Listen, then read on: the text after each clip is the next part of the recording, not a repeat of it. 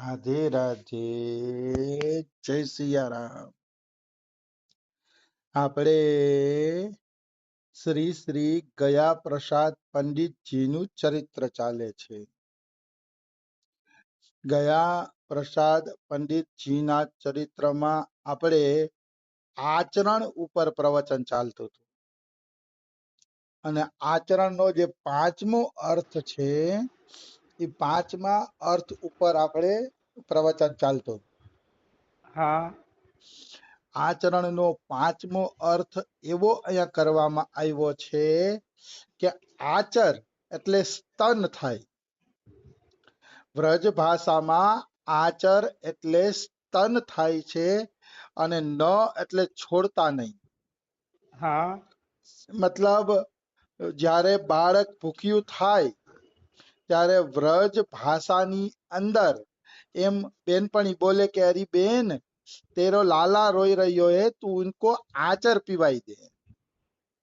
મતલબ ભગવાનની જે વાત્સલ્યની ધારા છે જેના સ્તનમાંથી નીકળે છે, ભક્તને કે છે એ વાત્સલ્યની ધારા છોડતો નહીં. જો એ વાત્સલ્યની ધારા છૂટી ગઈ તો જગતમાં તારું કોઈ નથી. હા જેમ નાના બાળકને માના આચર સિવાય એટલે કે દૂધ સિવાય બીજો કોઈ આધાર હોતો નથી, એવી જ રીતે ભક્તોને ભગવાનના વાત્સલ્યના દૂધ સિવાય બીજો કોઈ આધાર હોવો જોઈએ નહીં. હા જો કોઈ બીજો આધાર હશે તો જગતમાં એને રોવું જ પડશે, એ ફાઇનલ છે. હા આવી વસ્તુ છે. તો જેવી રીતે માં છોકરાને આચર પીવડાવે છે, દૂધ પીવડાવે છે અને બાળકની સુધા શાંત થઈ જાય છે. હા बालक को रोनो बंद है जाए है और वह शिशु मैया के पलना में परियो परियो आनंदित है के खेलतो किलकतो रहे है. મતલબ જ્યારે બાળક દૂધ પી લે છે માનું, પછી તો એ ઘોડિયામાં પૈડો પૈડો કિલકતો રહેશે, રમશે ને કિલકારિયું મારશે, રમશે ને કિલકારિયું મારશે. એવી રીતે જે ભગવાનના વાત્સલ્યનું દૂધ પીવે છે, મતલબ ભગવાનના પ્રેમ સિવાય એના જીવનનો બીજો કોઈ આધાર નથી. ઈ જે ભગવાનના વાત્સલ્યનું દૂધ પીવે છે ને એ સંસારમાં કિલકતો રહેશે, ખેલતો રહેશે, એને કોઈ દી કોઈ દુઃખ નહીં આવે, કારણ કે એને ભગવાનના વાત્સલ્યનો આધાર છે. બિલકુલ ભગવાનના વાત્સલ્યનો આધાર હોવાના કારણે એને કોઈ પણ પ્રકારના દુઃખ નહીં આવે. હા એમાં કોઈ એટલે કોઈ શંકા નથી, કોઈ સંશય જ નથી. જો તમારે હસતા ખેલતા રહેવું હોય ને તો ભગવાનના વાત્સલ્યનો આધાર લઈ લ્યો. ભગવાનના વાત્સલ્યના આધાર સિવાય કોઈ માણસ કિલકારી મારી શકતું નથી, ખેલી શકતું નથી. ભગવાનનો ભરોસો હાચો. પછી કહે છે ઠીક ऐसे ही श्री जीवन धन प्राण सर्वस्व जगत के माई बाई प्रभु हमको पुकार पुकार कर कह रहे हैं कि भैया मैं जगत की महतारी हूँ. महतारी એટલે માતા. ભગવાન પોકારી પોકારીને કહે છે કે હે જગતના જીવો, હું તમારી હાચી માં છું. હા આ જગતનું દુઃખનું દૂધ પી પીને તમે ક્યાં સુધી જીવશો? હું તમારી હાચી માતા છું. અહીંયા આવો, હું તમને આનંદ રૂપી દૂધ પીવડાવું. પણ જીવ એ આનંદ રૂપી દૂધ પીવાના બદલે દુઃખમાં ભટકા કરે છે. હા ભગવાન એમ કે છે મારી તરફ આવો, મારી તરફ આવો, હું તમને આનંદ રૂપી દૂધ પીવડાવું. તો ક્યારના ભગવાન આપણી પ્રતીક્ષા કરે છે કે જીવ મારી તરફ આવે, જીવ મારી તરફ આવે. પ્રતીક્ષામાં બેઠા છે ભગવાન. પણ જીવ દુર્ભાગી છે કે ભગવાન પાસે જાતો નથી. એ જીવનું દુર્ભાગ્ય કેવું હોય તો કહી શકાય છે. તો ભગવાન કહે છે હું તારી મહતારી છું એટલે માતા છું. તેરી કબ કી પ્રતીક્ષા કર રહી હું. तू कब अपने यहाँ संसार के भांति भांति के स्त्री पुत्र धन भवन और परिवार रूपी खिलौना को खेलवो छोड़कर मेरी गोद में आई के सुखपूर्वक मेरो स्तनपान करेगो. मतलब भगवान के હું તારી વાટ જોઉં છું કે તું આ રમકડા ક્યારે છોડીશ. હા રમકડા એટલે શું? તો કે સ્ત્રી, પુત્ર, ધન, ઘર, મકાન, દુકાન, પરિવાર, આ બધાય રમકડા છે. અને ભગવાન એમ કહે છે કે આ રમકડાને છોડીને મારી પાસે ક્યારે આવી શકીએ? હું વાટ જોઉં છું કે મારો દીકરો મારું સ્તનપાન કરવા ક્યારે આવે કે. હા પણ કે તને આ રમકડામાંથી ફુરસત જ નથી મળતી, તું આ રમકડાને રમવામાંથી નવરો જ નથી થતો. વાત તો સાચી છે. આ બધા રમકડા છે. સ્ત્રી, પુત્ર, પરિવાર, ધન સંપત્તિ જે કાંઈ છે તો રમકડા જ. કારણ કે મર્યા પછી કાંઈ ભેગું આવવાનું નથી. બિલકુલ. એટલે એ છે રમકડા એને જ કહેવાય કે જે એક દિવસ તૂટી જાય, એનાથી આપણે કઈ કાયમી શાંતિ ન મળે. હા થોડોક ટાઈમ રમકડું મનોરંજન કરે, પણ કઈ રમકડાની મોટરમાં હાચું થોડું બેહાય છે. ના. રમકડાની મોટર થોડીક વાર સહાયતા કરે. આ એના જેવું છે. સંસારના સુખો ક્ષણિક છે, થોડીક સહાયતા કરશે અને અંતે પછી દુઃખનું ઘર બની જશે. નિશ્ચિત દુઃખનું ઘર બની જશે. એમાં કોઈ એટલે કોઈ પણ પ્રકારની શંકા નથી. બિલકુલ. આવી વસ્તુ છે. તો ભગવાન એમ કહે છે તું આ રમકડાને છોડ અને મારી પાસે આવી જા, હું તને સ્તનપાન કરાવું. સ્તનપાન એટલે મારી કૃપા રૂપી દૂધ પીવડાવું. और कब मेरे ये कृपा प्यार दुलार रूपी दूध सो भरे भये स्तन रिक्त હોય. મતલબ તારા માટે મારી જે કૃપા છે, ભગવાન એમ કહે છે તારા માટે મને પ્રેમ છે, એ પ્રેમનું દૂધ હું તને પીવડાવીને ક્યારે रुष्ट पुष्ट કરી દઈશ કે. आई जा मेरे लाडीले, आई जा मेरी सुखद गोद में और अति शीघ्र मेरे स्तनपान કરી લે. ભગવાન એમ કહે છો કે હે મારા લાડલા ભક્ત, એ મારા લાડલા જીવ, બધાય માટે કહેજો ભગવાન, ખાલી ભક્તો માટે જ નથી કહેતા. હા કારણ કે ભગવાન માટે બધાય જીવ સરખા છે. હા એટલે ભગવાન બધાય જીવ માટે કહે છે કે આવી જા મારા દીકરા, આવી જાવ, બધાય આવી જાવ, મારા સ્તનપાન કરી લ્યો, એટલે કે મારું કૃપારૂપી દૂધ પી લ્યો તમે. હા ચાસો મેરી છાતી ઠંડી હે જાય, તો મારી છાતી ઠંડી થઈ જાય કે મારા ભક્તએ મારું દૂધ પીધું.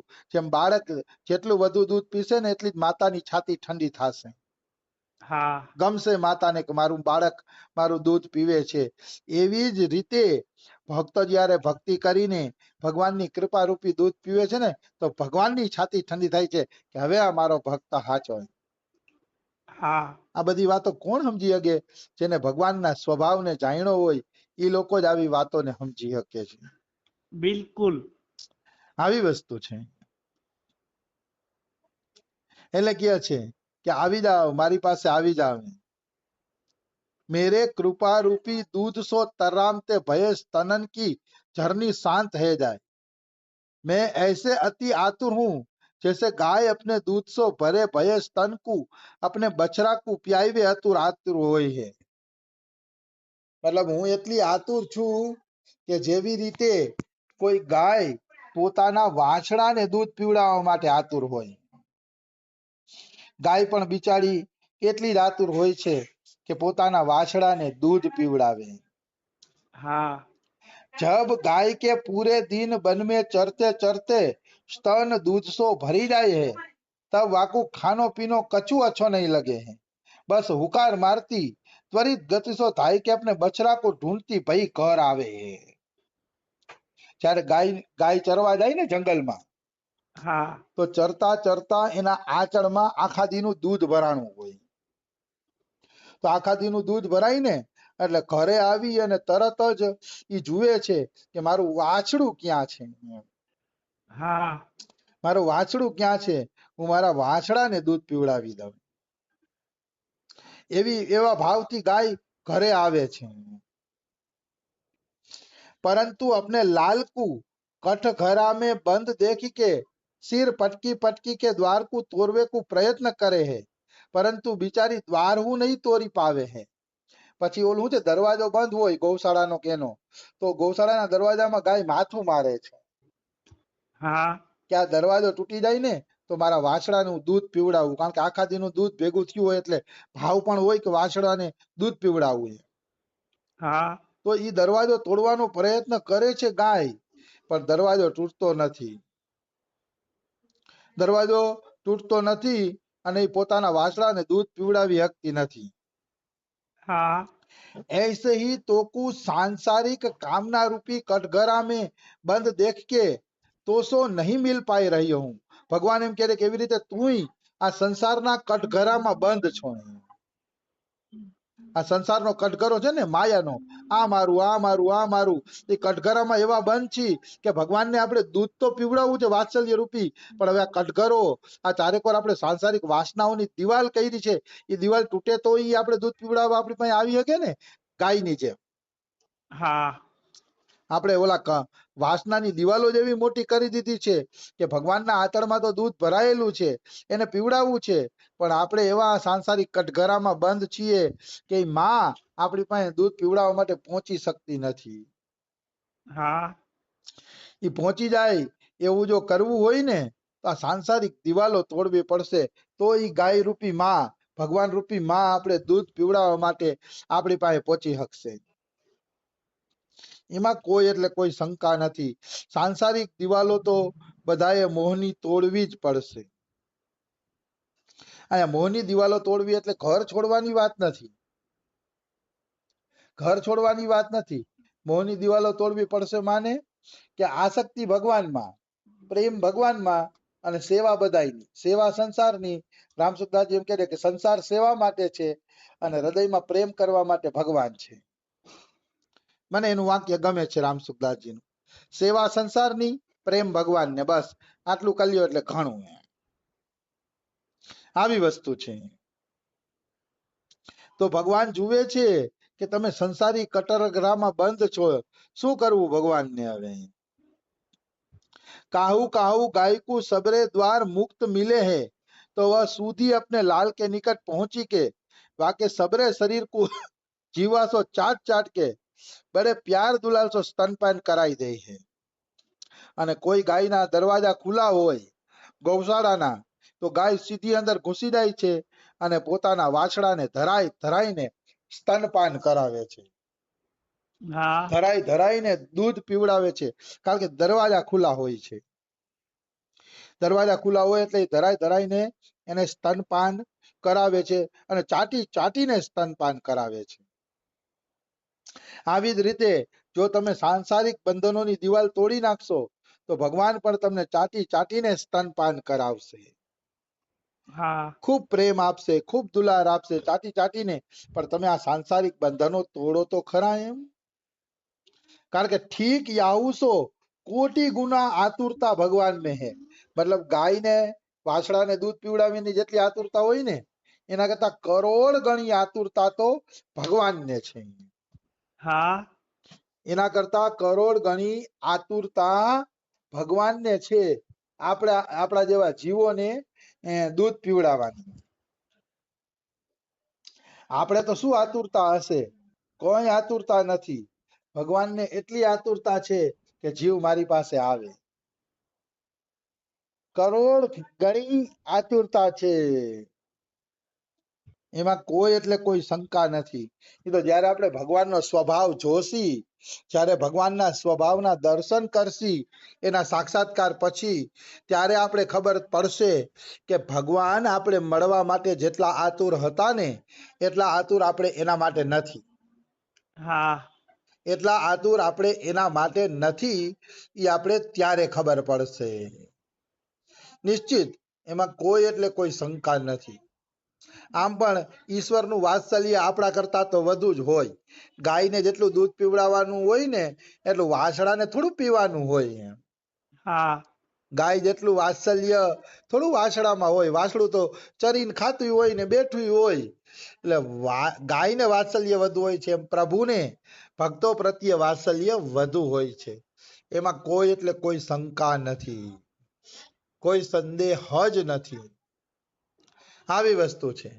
એટલે ભગવાન આવા વત્સલ બનીને આપણી વાટ જુએ છે, એની પાસે પહોંચી જવામાં જ મજા છે.